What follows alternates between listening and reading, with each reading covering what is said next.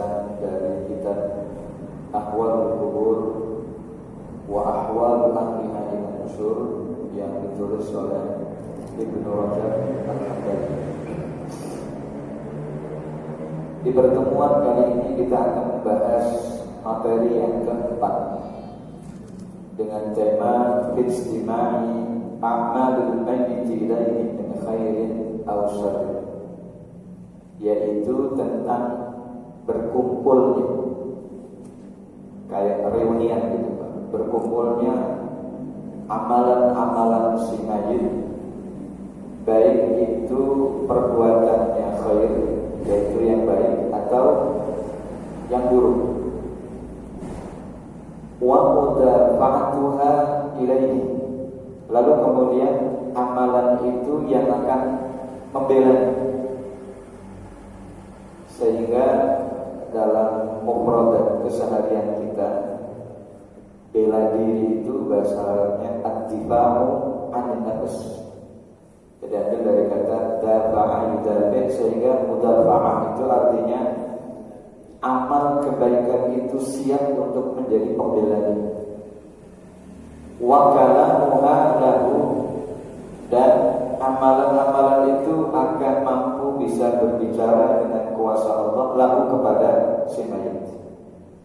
Wa ma warada min tahassuril mauta 'ala qita'i 'amalihim, lalu kemudian rasa sedih dan juga merasa ada kerugian yang dirasakan oleh si mayit karena terputuslah amal-amal yang biasa dia kerjakan dari kebaikan-kebaikan. Jadi temanya agak panjang. Kalau temanya panjang biasanya isinya lebih panjang lagi. Tapi kita ringkas, karena ada dua tema yang akan kita angkat. Pertama, tentang amal yang baik ataupun yang buruk itu sama-sama ketemu, nemuin si mayit, yang juga ajak ngobrol. Yang baik yang nemuin si mayit diajak ngobrol, sementara amal keburukan yang datang dan juga akan ngobrol juga untuk menyampaikan apa yang menjadi kewajiban yang harus ditunaikan kepada si mayit. Baik,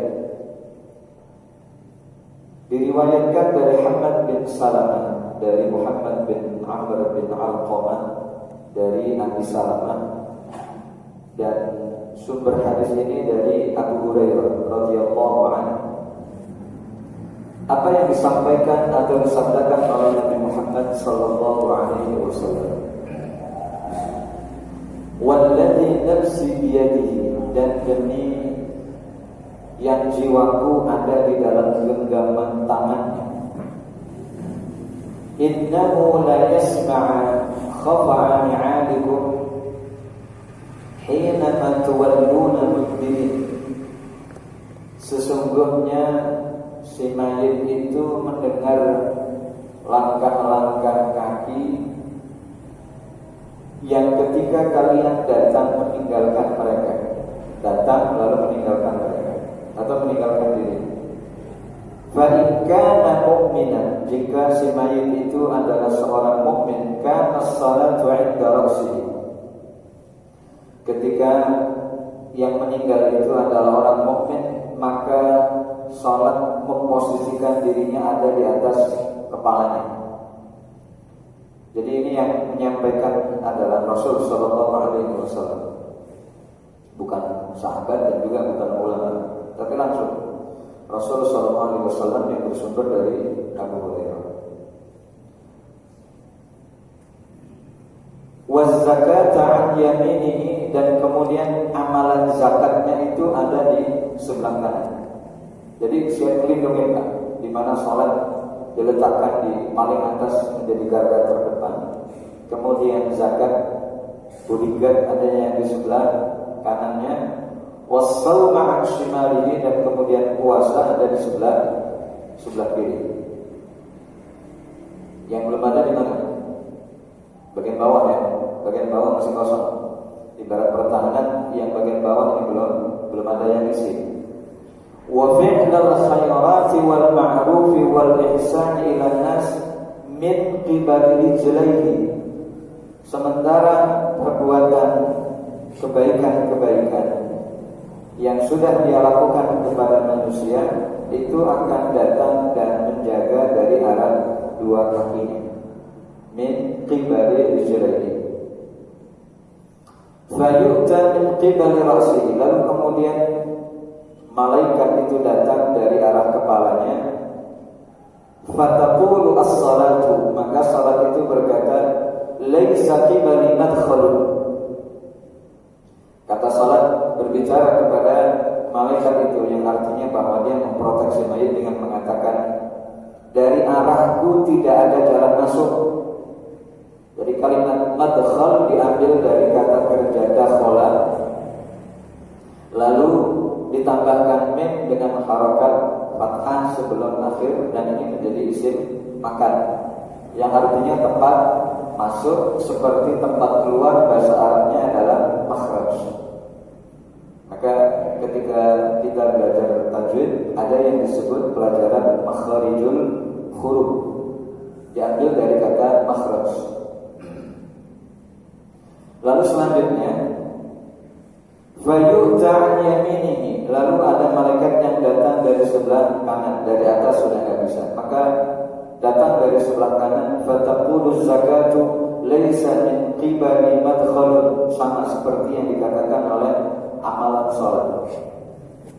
Dari sebelah kanan dia mengatakan, dari arahku tidak ada jalan masuk menuju arah si mayit. Thumma yu'ta an shimalihi fayaqulu shawmu laisa qibali madkhalun. Puasa ngomong yang sama, lalu amalan-amalan kebaikan yang dulu pernah tertunaikan ketika di dunia dari arah dua kakinya juga sama, sampai pada akhirnya fayuqalu lahu, maka dikatakan kepada si mayit, ijlis. Napa artinya ijlis? Jago, duduk sekarang. Dan yang ngomong ijlis itu yang malaikat tentunya, karena tugas utama malaikat saat ketika mayit pertama kali menghuni rumah barunya di alam barzakh, maka yang dilakukan adalah tentu prosedur di alam barzakh adalah dengan datangnya dua malaikat. Dan tidak dibedakan dari sisi datang itu, tidak dibedakan ini mukmin ini kafir, semua prosedur ini dilalui.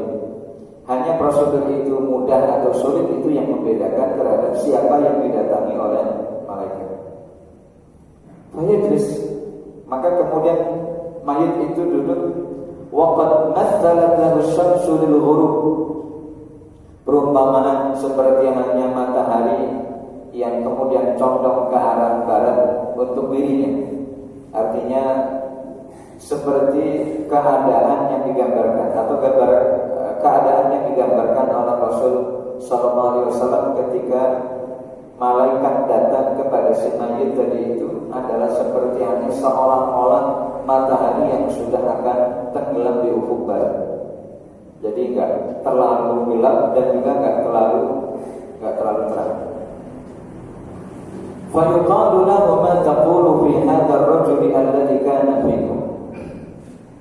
Apa pendapatmu tentang laki-laki ini di mana dia adalah orang yang dulu pernah bersama dengan kalian?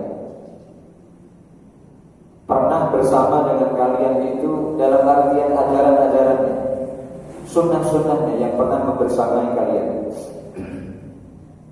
Yakni Nabi sallallahu alaihi wasallam, yakni itu dalam artian bahwa yang dimaksudkan laki-laki itu adalah Nabi Muhammad sallallahu alaihi wasallam. Fayaqul, karena mayit itu adalah seorang mukmin, Allah berikan hidayah sebagaimana pembahasan di pelajaran pertama yang dikaitkan dengan kemudahan yang Allah berikan kepada orang mukmin, maka secara otomatis dia mengatakan asyhadu annahu Rasulullah. Dan dulu pernah kita bahas ya, kita nggak pernah ketemu Nabi, gambarnya juga nggak ada, fotonya nggak ada, karena memang itu menjadi bagian dari akidah kita. Akidah Ahlussunnah wal Jamaah tidak ada foto Nabi Muhammad SAW. Logika kita sih gampang. Kalau kita nggak ada foto, kita nggak ada gambar, lalu tiba-tiba ada foto orang baru yang kemudian disodorkan ke kita, kan kita nggak paham ini siapa. Tapi karena ini adalah merupakan bagian dari pelajaran-pelajaran yang dikaitkan dengan alam gaib, maka tidak ada yang tidak mungkin. Maka berdasarkan ketajaman iman yang dimiliki oleh orang-orang yang beriman kepada Allah lewat hidayah yang Allah turunkan, maka seorang mukmin ketika didatangi oleh malaikat dia bisa mengatakan asyhadu annahu rasulullah. Saya bersaksi bahwa dia adalah utusan Allah Subhanahu wa taala. Ja'ana, jadi malah justru komentar terus, Pak. Malah tanda kutip kayak nyeramahin malaikat. Ja'ana bil bayyinati wal huda min 'indi rabbina fasaddaqna wattaba'na. Beliau itu orang yang sudah mendatangi kami dengan berbagai bayyinat, dengan berbagai dalil-dalil, bukti-bukti yang menunjukkan tentang kebesaran Allah. Beliau juga datang kepada kami dengan membawa hidayah sehingga kami bisa melaksanakan apa yang menjadi kewajiban sebagai seorang makhluk di hadapan Rabb. Kalau tidak ada beliau kami bingung bagaimana cara mengaplikasikan ketaatan kami kepada Allah. Fasaddaqna, lalu kemudian kami membenarkannya, wattaba'na, dan kami juga mengikutinya. Fa yuqalu lahu sadaqta. Jadi Bapak Ibu, pertanyaan yang diajukan oleh malaikat kepada mayyit al-mu'min itu sebetulnya pertanyaan yang bersifat formalitas. Ini sama seperti hadis muwajjah yang pernah disampaikan dengan riwayat dari Umar atau dari Utsman bin Affan radhiyallahu anhu. Ketika datang malaikat Jibril yang datang kepada Rasul sallallahu alaihi wasallam saat ketika beliau sedang menyampaikan taklim. Lalu datanglah seorang laki-laki yang berwajah tampan, berpenampilan baik, seolah-olah beliau itu bukan seorang musafir yang baru saja melakukan perjalanan jauh. Biasanya kan kalau musafir itu identik dengan dari sisi penampilan itu kan lecet, letih, lelah kan gitu ya, kusut dan seterusnya. Tapi ini enggak. Maka datang kepada Rasul, lalu tiba-tiba kaki beliau dirapatkan dengan kaki malaikat Jibril, lalu kemudian tangan malaikat Jibril diletakkan di atas paha Rasul dan kemudian alimni ma huwa al-Islam. Ajarkan kepada saya apa itu Islam, diterangkan. Apa itu iman, diterangkan. Apa itu ihsan, diterangkan. Setelah 3 pelajaran utama ini diajukan kepada Rasul, semua selalu dengan jawaban sadaqta, sadaqta, sadaqta. Jadi yang bertanya justru membenarkan. Seperti jenengan tanya kepada saya, dan jawaban itu sebetulnya Anda sudah tahu, jenengan sudah tahu. Begitu saya ngasih jawaban, lalu jenengan bilang leres Pak ya, leres Pak Ustaz. Itu kan berarti dari awal informasi tentang apa yang kita diskusikan sebetulnya sudah diketahui. Maka kata sadaqah itu adalah legitimasi dari yang bertanya. Seperti halnya pertanyaan malaikat kepada si mayit yang mukmin. Siapa ini dan apa pendapatmu tentang lelaki ini? Dan dia mengatakan, saya bersaksi bahwa beliau itu utusan Allah. Bahkan bukan hanya itu saja, beliau bersaksi dengan tambahan ja'ana bil bayyinati wal huda min 'indi rabbina fasaddaqna wa taba'na. Kami yang membenarkan beliau dan kami juga yang mengikuti beliau. Tak ada keraguan sedikit pun atas apa yang kami lakukan untuk mengikuti Rasul sallallahu alaihi wasallam. Babar pisan. Tidak ada keraguan sedikit pun. Jadi dalam relung hati kami itu 1% pun, 0,5% pun, 0,000 sekian persen juga tidak ada. Jadi tidak ada keraguan sedikit pun yang ada di dalam hati kami. Maka si mayit itu mengatakan, malaikat mengatakan, fa yuqalu lahu sadaqta wa 'ala hadha huyyita wa 'ala hadha mayyit. Lalu beliau, si malaikat itu mengatakan, kamu benar, untuk itulah kamu dihidupkan dan karena itulah kamu dimatikan. Sehingga inilah yang menjadi pelajaran bagi kita Bapak Ibu, bahwa kenapa kita hidupkan dan kenapa nanti kita dimatikan sebetulnya adalah untuk menguji apa yang ada di dalam hati kita berkaitan dengan trust iman kita kepada Allah. Sesungguhnya itu aja. Kan tadinya kita di akhirat, lalu kemudian dikeluarkan lewat Nabi Adam alaihissalam. Setelah itu untuk sementara tinggal di dunia. Karena adanya manusia yang kemudian tinggal di dunia adalah untuk membenarkan dan menguatkan apa yang Allah sampaikan, wa idz qala rabbuka lil malaikati inni ja'ilun fil ardi khalifah. Jadi kalau ada pertanyaan kenapa manusia itu diutus, kenapa bukan yang lain, Pak? Kenapa bukan makhluk yang lain? Tapi justru kenapa manusia yang kemudian Allah turunkan ke dunia untuk dijadikan sebagai khalifah. Padahal malaikat mengatakan qala inni ja'ilun fil ardi khalifah, qalu ataj'alu fiha man yufsidu fiha wa yasfiku dima. Para malaikat mengatakan kalau engkau menciptakan makhluk baru sebagaimana makhluk yang dulu pernah engkau ciptakan, apakah enggak ceritanya sama? Mereka adalah orang yang nanti akan suka membunuh dan juga akan mengalirkan darah. Maka seperti tafsir Jalalain yang disampaikan oleh Syekh Jalaluddin As-Suyuti dengan Jalaluddin Al-Buti, ketika beliau mengatakan bahwa kaitan dengan tafsir itu maksudnya adalah ada makhluk yang digantikan oleh manusia sebab karena mereka sudah selalu senantiasa membuat kerusakan di muka bumi, maka digantilah manusia. Maka dikatakan inilah yang disampaikan ketika malaikat menyampaikan apa yang menjadi kewajibannya, seraya mengatakan wa 'ala hadza quyyita wa 'ala hadza mayyita. Sesungguhnya kamu itu dihidupkan dan kamu itu dimatikan adalah untuk mengimani terhadap orang ini, yaitu Nabi Muhammad SAW. Wa 'alaihi tub'atsu insyaallah, dan karena itulah kamu akan dibangkitkan. Fa yus'alu lahu fi qabrihi mudda basarihi, lalu kemudian ia dipanjangkan atau dilebarkan kuburannya sejauh mata memandang. Walaupun Bapak Ibu secara zat ukuran kita itu ya tetap ukuran 1x2. Enggak lalu kemudian tiba-tiba secara pandangan kasat mata orang-orang mukmin itu kuburannya mulai besar selebar-lebarnya. Tetapi ini soal rasa dan soal apa yang dirasakan oleh orang-orang mukmin ketika berada di alam barzakh. Maka dunia itu luas atau dunia itu sempit, ini yang kita rasakan.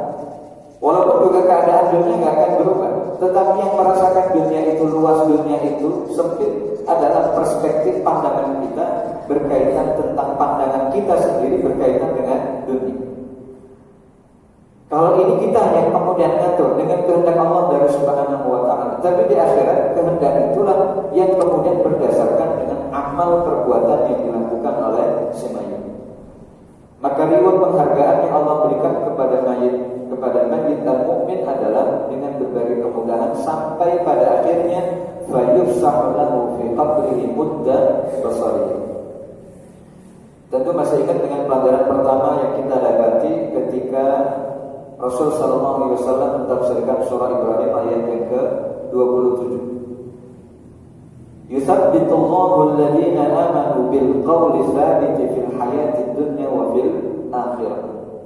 Allah menetapkan perkataan yang tetap terhadap mereka orang-orang yang beriman kepada Allah baik di dunia maupun di akhirat.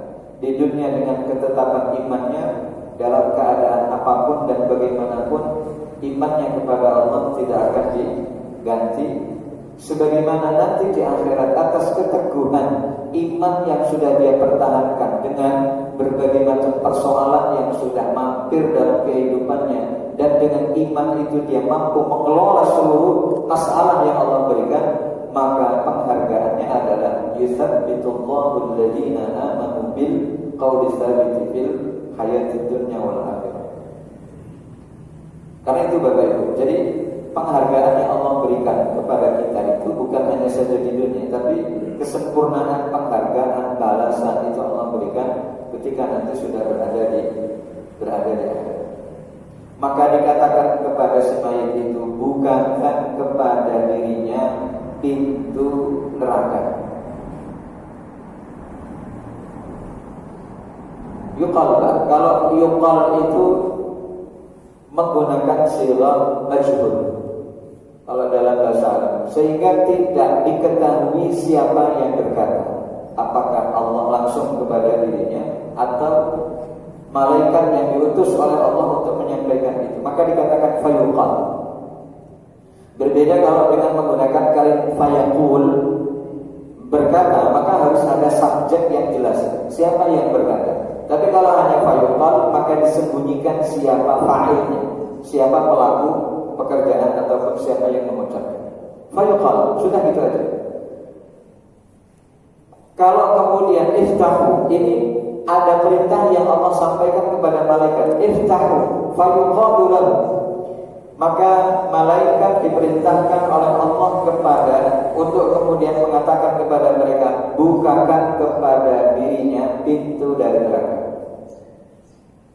Lalu itu masih kembali kepada orang mukmin. Orang mukmin kok dibukain pintu neraka? Fa yuftahu lahu babun ilan nar. Lalu kemudian pintu neraka dibuka sesuai perintah dan kemudian dikatakan kepada dirinya, hadza kana manziluka, ini tempatmu. Jadi pintu neraka itu dibuka, lalu dipandangkan di hadapan atau diperlihatkan di hadapan orang mukmin, seraya malaikat mengatakan, that is your home, iki omahmu. Tapi ada keterangan di belakangnya, lau usita, kalau kamu durhaka Allah kepada Allah, ini tempat. Tapi kan kamu enggak gitu. Jadi seolah-olah mengatakan karena kamu adalah orang yang taat, maka kamu enggak jadi mampir di situ. Jadi seperti ada pelajaran komparasi perbandingan yang disampaikan oleh malaikat kepada Ismail pada waktu itu. Karena kamu adalah orang yang taat selama hidup di dunia, hidupmu sepenuhnya untuk Allah Subhanahu wa taala, maka tempat yang sudah aku bukakan pintunya itu kamu enggak jadi masuk ke dalam. Selamatlah kamu, bahagialah kamu. Fa yazdadu khintatan wa sururan, maka bertambahlah rasa bahagia yang dimiliki oleh Ismail tadi itu. Dan kemudian setelah pintu neraka ditutup, maka dikatakan kepada Ismail itu lewat malaikat, bukakan kepada dirinya pintu dari surga. Lalu dibukakan, seraya mengatakan, hadza manziluka wa ma a'addallahu lak, ini rumahmu sebagaimana yang sudah Allah janjikan untuk dirimu. Maka begitu pintu yang kedua, yaitu pintu surga dibuka, maka fayazdadu ghibtatan wa sururan fayu'adu jildu ila ma bada'a minhu, maka tambahlah juga rasa bahagianya. Dan kemudian dikatakan dalam hadis ini, fayu'adu jildu ila ma bada'a minhu, lalu kulitnya itu dikembalikan seperti semula. Jadi tidak ada yang keriput, dikembalikan seperti semula itu ya seperti kayak bayi baru dilahirkan, muda lagi ya, dalam keadaan muda lagi. Wa taj'alu ruhuhu fi nasami thayrin tu'allaqu fi syajaril jannah, lalu kemudian ruhnya si mayit itu diletakkan di paruh burung, digantungkan di pohon-pohon surga. Ini bagi orang yang tidak beriman itu seperti kayak khayalan. Jadi jangankan kok cerita detail berkaitan tentang Ismail, berbicara dalam konteks umum tentang kehidupan akhirat, tentang surga, tentang neraka, bagi orang yang tidak beriman itu seperti orang yang kita dikatakan kamu lagi halu, kamu lagi berhalusinasi. Apalagi kok kemudian ada perkara-perkara detail yang kemudian dijelaskan oleh Rasul Sallallahu Alaihi Wasallam, lebih nggak percaya lagi, nggak masuk akal. Bagaimana roh diletakkan di paruh burung atau diletakkan di temboloknya, lalu kemudian diletakkan di pohon-pohon surga. Gambaran ketika burung-burung yang ada di surga itu berkicau di atas pohon-pohon yang ada di surga, lalu kemudian di dalam tembolok itu ada roh-roh orang-orang yang beriman kepada Allah. Nah kalau sudah begitu tempatnya di mana Pak tempatnya? Tempatnya orang-orang yang beriman, yang mukmin dikatakan. Gak lahir dan gak bukan ya tempatnya di surga. Lalu rohnya sudah duluan, rohnya sudah ada di sana. Sehingga inilah yang kemudian dikatakan tentang maziyatu al-mu'minin, Au mazaya kalau boleh dikatakan. Di mana kata mazaya itu juga dijadikan sebagai nama sekolah ya kalau tidak salah. Mazaya. Mazaya itu diambil dari isim mufrad maziyah yang artinya keistimewaan yang Allah berikan kepada orang-orang mukmin. Apa itu? Buahnya, bukan hanya saja 1, 2, tapi buahnya. Sehingga tidak ada kerugian yang didapati orang mukmin ketika dia hidup di dunia, apatah lagi ketika sudah pindah ke negeri akhirat. Sehingga kalau kemudian ada satu fenomena yang kemudian muncul ke permukaan dan menjadi satu tontonan yang kemudian pada akhirnya khawatirnya perkara ini diikuti oleh banyak orang. Ini sebab karena kejahilan orang yang mengkampanyekan tentang hal itu, dan kemudian orang yang mengikuti juga bodoh. Yaitu tentang ada statement yang muncul di permukaan, bangga menjadi murtad katanya. Kok bangga gitu jadi orang murtad? Sampai pada ada orang yang mengatakan gak ada masalah kalau ada orang yang murtad. Dia mengatakan begitu karena mengabaikan beberapa ayat yang ada di dalam Al-Quran.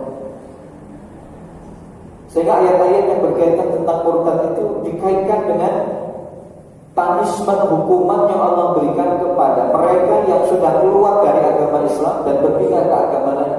Apa yang Allah sampaikan? Fa'ulaika habitat a'maluhum fid dunya wal akhirah.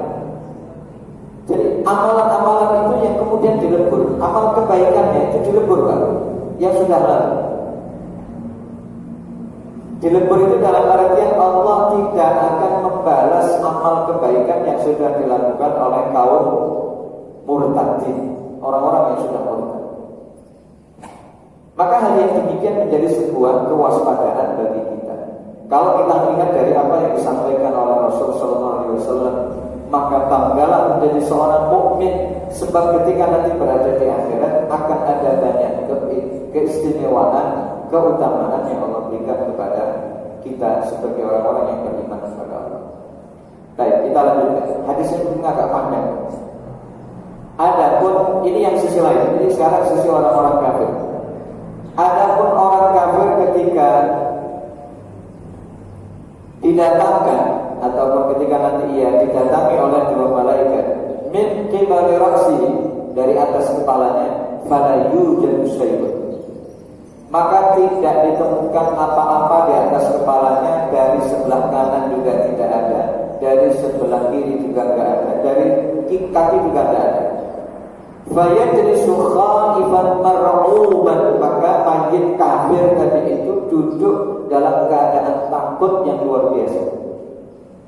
Jadi digambarkan oleh Rasul itu fayajlisu khaifan mar'uban. Khaif itu diambil dari kata khafa yakhafu, yang artinya takut. Muratif ataupun sinonimnya seperti kalimat khasya yakhsha, ya, yang artinya juga takut. Lalu karena gak ada yang membela, seperti yang mayit tadi itu yang di atas kan amalan salatnya, lalu kemudian yang di sebelah kanan amalan zakatnya, yang sebelah kiri amalan puasanya, lalu kemudian yang di bawah kakinya adalah seluruh amal kebaikan yang pernah dilakukan oleh orang mukmin. Itu yang nanti akan menjadi pembelanya di bagian bawah. Sehingga kalau semua amal kebaikan berupa rukun Islam dan juga dengan amalan-amalan kebaikan memprotek diri seorang mukmin, maka datanglah malaikat juga dengan wajah berseri-seri, dan kemudian pernyataan yang disampaikan dikuatkan dengan mengatakan sodak. Benar. Maka terus tadi kan dalam hadis dibukakan pintu neraka, dibukakan pintu surga, pintu neraka, dikatakan kepada orang itu, kalau kamu durhaka itu tempatmu, tapi kan kamu enggak. Dan ini adalah tempat yang sudah Allah janjikan untuk dirimu, maka engkau adalah orang yang insya Allah termasuk orang-orang yang bahagia. Fayuqalu ma taqulu fi hadzal rajul alladzi kana fikum, apa pendapat kamu tentang laki-laki ini yang dulu pernah ada bersama kalian? Wa ma tashahada bihi, dan kemudian bagaimana persaksian kamu terhadap laki-laki itu? Fala yuhtada lismihi, dan kemudian ia tidak mendapatkan hidayah untuk menyebutkan namanya. Fayuqalu Muhammadun Rasulullah. Lalu kemudian dikatakan ini Muhammad utusan Allah. Sampai diajari Pak. Karena orang kafir tadi itu kan nggak beriman kepada Nabi Muhammad SAW. Jadi kemudian sampai malaikat itu menyebutkan Hada Muhammadun Rasulullah. Lalu si malaikat kafir itu mengatakan saat itu saya mendengar an-nasa yaquluna syai'an. Saya mendengar manusia mengatakan sesuatu, faqultu kama qala. Lalu aku mengatakan apa yang mereka katakan. Fayuqalu lahu shadaqta. Kamu benar. Wa ala hadza huyyita wa alayhi mutta. Jadi karena dia engkau dihidupkan dan juga karena dia engkau dimatikan dan karena dia juga engkau dibangkitkan. Tapi kan nasib yang berbeda antara orang mukmin yang mendapatkan pernyataan yang disampaikan oleh malaikat. Kan dari malaikat yang berkata kepada orang mukmin kan juga sama kan? Apa yang disampaikan? Shadaqta ala hadza huyyita wa alayhi mutta wa alayhi tub'atsu insyaallah. Pertanyaan dan pernyataannya sama, hanya bagian akhir yang berbeda. Apa yang dikatakan? Lalu kemudian apa yang dirasakan? Fayadiqu alaihil qabru. Maka kuburan itu menyempit, terus menyempit. Hatta takhtalifa adla'u. Sampai kemudian tulang-tulangnya itu menjadi satu dan sampai remuk, redam, hancur jadi seragam karuan. Inilah yang kemudian Allah sampaikan di dalam surah Thaha ayat yang ke-124. Wa man a'rada 'an dzikri fa inna lahu ma'isyatan dhanka. Siapa yang berpaling dari zikir terhadap diriku, dalam artian tidak beriman kepada diriku, maka orang itu akan mendapatkan kehidupan yang sempit. Ma'isyatan dhanka. Di dalam surah Thaha ayat yang ke-124. Lalu dikatakan kepada dia lewat malaikat, bukakan pintu surga. Dibalikkan. Kalau tadi orang mukmin yang pertama kali dibuka pintu neraka. Ini yang pertama kali dibuka untuk orang kafir itu pintu surga. Biar kesem-sem gitu maksudnya. Tapi kan nggak bisa masuk. Fayuftahu lahu babun ilal jannah. Lalu pintu surga itu dibuka dan dikatakan ini rumahmu dan apa yang sudah Allah siapkan untuk dirimu lau kunta ata'tahu. Jadi ada kalimat lau. Lau itu artinya andai kata. Namanya berandai-andai. Ini rumahmu, ini apa yang sudah Allah siapkan untuk dirimu, andai kata kamu orang yang taat kepada Allah. Lah kamu taat kan? Enggak. Resep jawab kan? Fayazdadu hasratan wa suburan, maka bertambahlah rasa sedih dan kerugian bagi mayit kafir tadi. Maka dikatakan kepada dirinya, bukakan pintu neraka untuk dirinya. Lalu dibukakan pintu itu dan dikatakan, ini rumahmu. Ini rumahmu dan apa yang sudah Allah siapkan untuk dirimu, maka tinggallah di dalamnya selama-lamanya. Tapi rasa iki tidak sekarang. Terus kapan? Besok gitu. Besok kalau kamu sudah dibangkitkan, itulah tempat di mana kamu akan menuju. Walaupun tetap saja Pak, yang namanya yaumul hisab, yaumul jaza itu sudah ada. Tetapi kalau boleh dikatakan, kemana mukmin atau kafir akan pergi setelah hari kiamat datang, itu dari alam barzakh sudah ketahuan. Maka dalam hadis yang dijelaskan oleh Rasul SAW, kehidupan alam barzakh itu dianggap sebagai miniatur dari kehidupan akhirat, dari kehidupan kiamat, yaitu di surga ataupun di neraka. Karena di sini saja sudah dibukakan dua pintu itu. Yang ini pintu di mana mendatangkan kebahagiaan, di mana ini pintu kalau dibuka akan mendatangkan kegelisahan dan kekhawatiran yang luar biasa. Inilah yang kemudian disampaikan sampai pada akhirnya faizatu hasratan wa thuburan, dan bertambah kerugian dan juga kesedihan yang luar biasa yang dirasakan oleh orang-orang yang tidak beriman kepada Allah Subhanahu wa taala.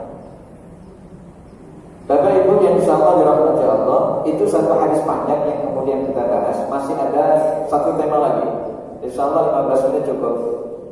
Berkaitan tentang perkara yang kemudian bisa kita lakukan di dunia ini agar kita bisa dapat pertolongan ma'unah dari Allah Subhanahu wa taala lewat amalan kebaikan yang bisa kita kerjakan. Judul tema yang kelima, tadi kan keempat, sekarang kelima. Ma jaa fi syafa'atil Qur'ani wa fadli surati Tabarak. Bab yang membahas tentang syafaat yang datang dari Al-Quran dan keutamaan membaca surah Tabarak. Apa Pak surah Tabarak itu? Al-Mulk, awal dari juz 29.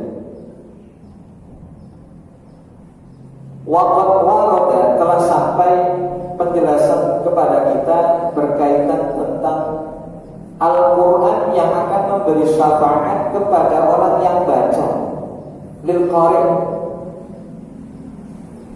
wa dafa'ahu anhu 'adzab al-qabri, dan kemudian Quran itu yang akan mampu defense, akan mampu menolak azab kubur terhadap orang yang rajin baca Quran. Marhalah kita ini kan beda-beda. Marhalah itu tingkatan-tingkatan. Ada di mana kita kemampuannya hanya bisa baca. Kalau hafal mungkin tidak banyak, mungkin hanya beberapa surat. Begitu pun untuk persiapan kita sholat. Tapi ada di antara kita yang mungkin hafal 30 juz. Maka mereka yang hafal 30 juz dan mereka punya kemampuan untuk bisa memahami ayat demi ayat yang ada di dalam Al-Quran, maka ini adalah keistimewaan yang Allah berikan kepada mereka. Tapi soal membaca semua tingkatannya sama. Dari soal membacanya tingkatannya sama. Siapa yang rajin baca Quran, entah itu dari kita, orang awam seperti saya yang biasa tidak hafal Quran, seperti jenengan, atau orang-orang yang hafal Quran, maka dalam masalah ini siapa yang rajin baca Quran, maka ia akan mendapatkan apa yang dijanjikan oleh Allah dan Rasul. Kan kalau hanya sekedar ngomong tok, sok kadang-kadang ra kandel ra percaya kan gitu kan. Kita dengarkan beberapa hadis dari Rasul sallallahu alaihi wasallam. Hadis ini ditakhrir oleh Imam Nasai, artinya dikeluarkan oleh Imam Nasai. Fi amalil yaumi wal lail, dalam bab amalan keseharian. Jadi kalau dengan baca Sunan An-Nasai itu nanti dengan bisa lihat di dalam bab masalah amalul yaum wal lail. Jadi kalau kan ada sahih Bukhari, ada sahih Muslim. Sementara lain daripada dua ini ada yang disebut dengan sunan. Ada Sunan Abu Dawud, ada Sunan Abu Dawud, ada Sunan At-Tirmidzi, ada Sunan Al-Hakim, ada Mustadrak Al-Baihaqi. Satu di antaranya adalah Sunan dari Imam Nasai, yang kemudian populer kita kenal dengan Kutubu Sittah.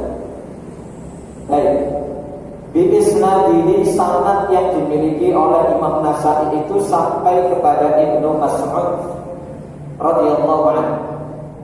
Apa yang beliau katakan? Man qara'a tabarakalladzi biyadihil mulk kulla lailatin mana'ahu Allahu biha min 'adzabil qabr wa kunna fi 'ahdi Rasul sallallahu alaihi wasallam nusammiha al-mani'ata. Ini yang kemudian diriwayatkan oleh Imam Nasai, yang kemudian dikeluarkan juga oleh Imam Hakim di dalam kitab Al-Mustadraknya. Dan kemudian Imam Hakim mengatakan hada hadisun sahihul isnad. Hadis ini sahih dilihat dari sisi sanadnya. Jadi komentar dari tahrif hadis ini panjang. Baik, ini pertama Bapak Ibu disebut dengan hadis atsar, bukan hadis dari Rasul sallallahu alaihi wasallam, karena disampaikan oleh sahabat Ibnu Mas'ud. Baik hadis sahabat atau di atasnya lagi hadis Rasul sallallahu alaihi wasallam, yuhtaju biha, dijadikan sebagai hujah ataupun dalil untuk kemudian kita jadikan sebagai underlying, dijadikan sebagai penguat dari amal yang kita kerjakan. Sehingga apa yang dikatakan oleh Ibnu Mas'ud juga merupakan menjadi dalil penguat terhadap apa yang kita lakukan. Apa itu? Siapa yang baca surah Al-Mulk, yaitu Tabarakalladzi biyadihil mulku wa huwa 'ala kulli syai'in qadir, setiap malam. Berarti ada 7 malam kan? Dari malam Senin sampai malam Ahad. Setiap malam dia baca itu, maka Allah akan halangi dia dari azab kuburnya. Luar biasa. Jadi koyo-koyonya masa iya surah Al-Mulk gak kita apalin kan gitu kan ya. Ya jumlah ayatnya juga gak banyak. Ya jumlah ayatnya gak banyak. Kalau mungkin dalam hitungan lembar itu hanya 1 lembar saja. Hanya 1 lembar lalu bagian dikit gitu. 1 lembar 1/4 ataupun 1/3. Dikatakan siapa yang baca surah Al-Mulk setiap malam, ya setiap malam tapi ralat, tidak lat, karena riwayatnya begitu. Berarti ada 30 kali kita baca Al-Mulk setiap malam. Wa qulna, dan kami di masa Rasul sallallahu alaihi wasallam menyebut ayat ataupun surah itu dengan surah Al-Mani'ah. Jadi para sahabat waktu itu mengenal surah Tabarok itu dengan surah Al-Mani'ah. Apa itu Al-Mani'ah? Surah ataupun surat yang mampu mencegah kita dari azab kubur. Jadi selain doa Allahumma inni a'udzubika min adzabil qabri wa min adzabin nar wa min fitnatil mahya wal mamat, maka selain doa kita kuatkan dengan berwasilah terhadap qiraatul Quran. Berwasilah dengan baca Quran. Tapi ojo gur-gur tabarok kok diwaca. Kalau bisa jangan surah Tabarok aja yang dibaca. Itu menjadi agenda yang bisa kita catat dalam harian kita. Ora turu nek bocor begitu.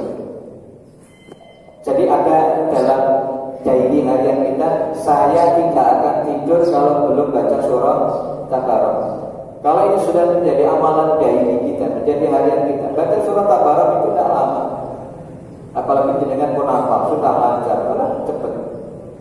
Ya cepat. Sehingga kalau amalan ini kita kerjakan setiap malam, maka tentu tidak berat, apalagi hanya 1 surah. Itu yang pertama. Kemudian yang kedua, yang disampaikan oleh hadis Ibnu Mas'ud dengan riwayat yang berbeda. Wa kharaja Khalid bin Hisham fi kitab Fadhailul Qur'an wal Amdi. Dari Ibnu Mas'ud bahwa beliau menuturkan tabaraka fa qala yalmani an tamna'u min adzabil qabr. Ibnu Mas'ud menyampaikan dan menuturkan bahwa surah Tabarok yang disebut surah Al-Mani'ah adalah surah yang mampu mencegah dari azab kubur. Ditambahkan Pak dalam riwayat ini, tuwfiya rajulun, ada seseorang yang meninggal, fa'utiya min qibali rijlaihi, lalu kemudian ada malaikat yang datang dari arah 2 kaki, fataqulu rijlahu, maka 2 kakinya tadi itu ngomong, la sabila lakum ala ma qibali innahu kana yaqra'u alayya suratal mulk. Jadi kakinya itu ngomong ke malaikat, tidak ada jalan dari arahku karena si mayit ini dulu pernah baca untuk saya surah Al-Mulk. Wa yu'ta min qibali batnih, lalu kemudian malaikat datang dari arah perutnya, lalu perutnya ngomong, la sabila lakum ala ma qibali innahu kana yaqra'u surata Al-Mulk.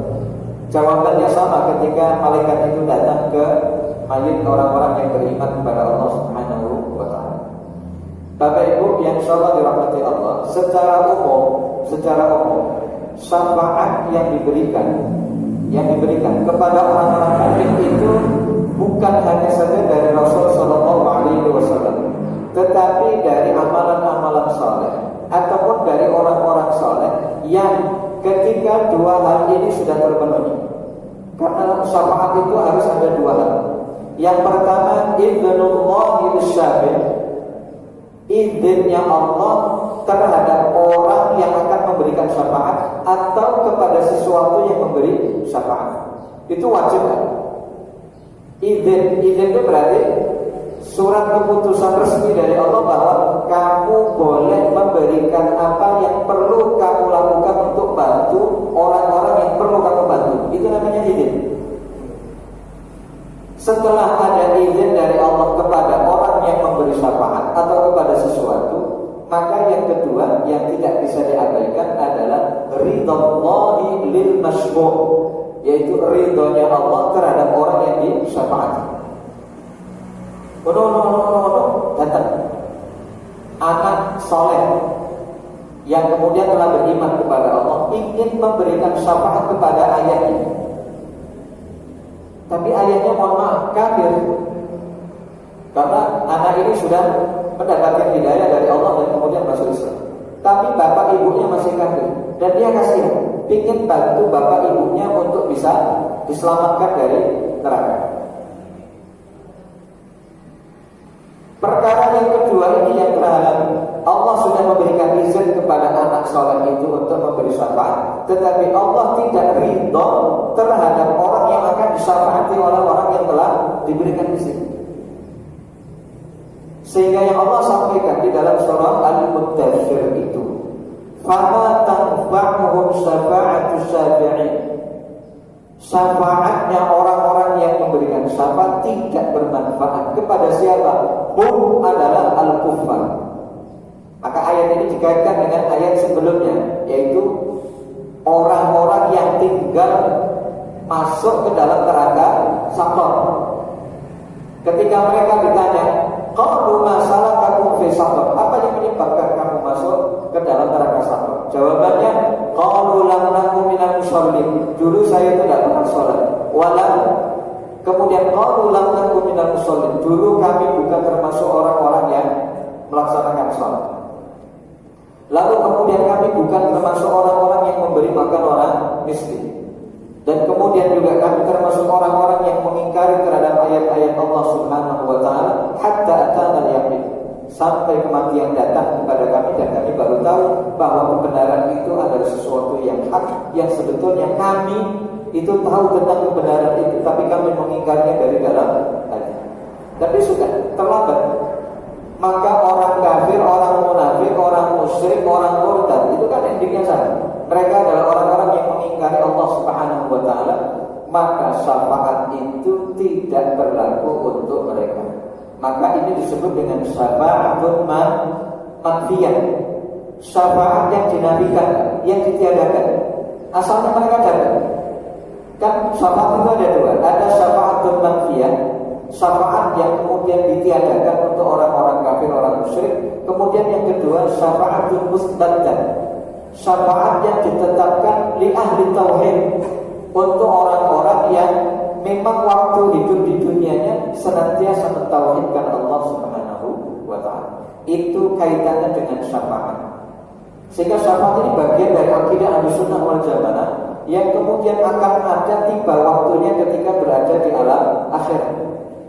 Sehingga syafaat itu kalau kita membicarakan tentang masalah syafaat memang panjang lebar. Di mana syafaat Allah berikan kepada dua orang, kepada orang yang mau masuk neraka gak jadi masuk, atau syafaat Allah berikan kepada orang yang sudah masuk dengan syafaat Rasul akhirnya bisa keluar. Dan itu hanya diberikan oleh Allah lewat izin dari Allah Subhanahu wa taala terhadap orang yang akan diberi syafaat. Itu adalah harus orang mukmin, harus. Jadi ini orang kafir orang bakal Islam. Orang kafir itu gak bakal ada sedekat apapun. Sehingga ini sudah bukan masalah nepotisme, bukan masalah kedekatan, bukan masalah ya kaitannya dengan kasihan. Kalau di akhirat itu semuanya sudah serba tegas, dan tegas itu beda dengan kejam. Jadi jangan pernah mengatakan Allah kejam terhadap orang-orang manusia yang Allah ciptakan. Semua berkehendak atas apa yang dikehendakinya, karena Allah sudah menganugerahkan sesuatu yang bersifat istimewa, yaitu akal untuk digunakan sebagai alat berpikir tentang ayat-ayat Allah Subhanahu wa taala. Seperti Al-Murtad Saifuddin Ibrahim yang kemudian murtad, itu pilihan. Itu kan mantan ustaz yang kemudian murtad lalu kemudian nyerang Islam setiap saat. lagi viral itu lagi dicari orang, lagi dicari Interpol dan juga dicari polisi Indonesia karena dia merekomendasikan kepada Kemenang untuk menghapus 300 ayat Al-Quran. Koyo ngomongnya kayak nggak ada rahang gitu, ngomong menghapus 300 ayat Al-Quran karena dianggap 300 ayat itu sebagai ayat yang memicu radikalisme di dalam kalangan umat Islam. Maka kalau aparat tidak bertindak tegas, ini berarti ada hal yang kemudian ada yang salah dalam penegakan hukum di Indonesia. Ini kan kaitannya masalah ITE, Pak. Kaitannya kalau masalah hukum positif yang ada di Indonesia, dia bisa kena pasal karena apa? Karena sudah membahas tentang perkara-perkara yang ada di agama lain dan memunculkan hate speech, memunculkan kebencian terhadap akidah dan agama yang dimiliki oleh orang lain. Maka yang bisa digarap di Indonesia adalah dari sisi itu tadi. Hukum positif yang ada di Indonesia mungkin bisa digarapnya dari penodaan agama, kebencian terhadap seseorang, kebencian terhadap agama, itu bisa dimasukkan ke dalam pasal yang bisa menjebloskan orang itu masuk ke jeruji besi. Tapi kalau saya ini orang Indonesia, orangnya nggak ada di Indonesia, nggak tahu di mana, putih juga, takut juga, Pak. Seperti penghinaan Nabi Muhammad SAW yang buat karikatur Nabi itu sejak tahun 2007 itu tidak pernah keluar kecuali dikawal oleh polisi. Sampai pada akhirnya dia mati mengenaskan di mana itu? Di negeri yang menghina Nabi itu di Eropa ya. Saya lupa nama negaranya. Ya? Bukan di Prancis. Yang kemarin kecelakaan luar biasa itu. Jadi dia mati disertai dengan polisi yang mengawal. Akhirnya mati juga. Dan matinya dalam keadaan mengenaskan. Dari 2007 dikawal oleh polisi sampai 2021 Allah matikan dalam keadaan yang mengenaskan dan menghinakan begitu. Artinya apa? Inilah yang kemudian kita ingin sampaikan kepada umat kaitannya dengan konteks tentang bahayanya perkara-perkara yang akan mendegradasi keimanan kita, bahwa ketika dia sudah melakukan imannya kepada Allah, ini pilihan yang terbaik. Pertahankan sampai mati. Tapi begitu ia sudah coba-coba dengan menggadaikan imannya kepada yang lain, lalu kemudian menjual agamanya dan kemudian berbeda, maka ia telah menjatuhkan dan menghilangkan keuntungan nanti yang akan dia dapatkan di dunia dan juga di akhirat. Mungkin ini pembahasan yang kita dapati, kelanjutan tentang materi masalah syafa'atul Quran dan syafa'at tabarok itu insya Allah kita akan bahas di lain waktu jika memang masih ada beberapa hal yang perlu kita bahas. Tapi kalau nggak ada, itu sudah cukup bahwa Quran dan beberapa surat di dalam Al-Quran, satu di antaranya adalah surat Tabarok, itu bisa menolak bala termasuk azab kubur. Dan itu harusnya sahih yang bisa kita jadikan sebagai amalan sebelum kita tidur di malam hari. Mudah-mudahan ada manfaat yang bisa kita dapatkan, dan mohon maaf bila ada kekeliruan dan kesalahan. Kita tutup dengan doa kafaratul majlis. Subhanallah wa bihamdihi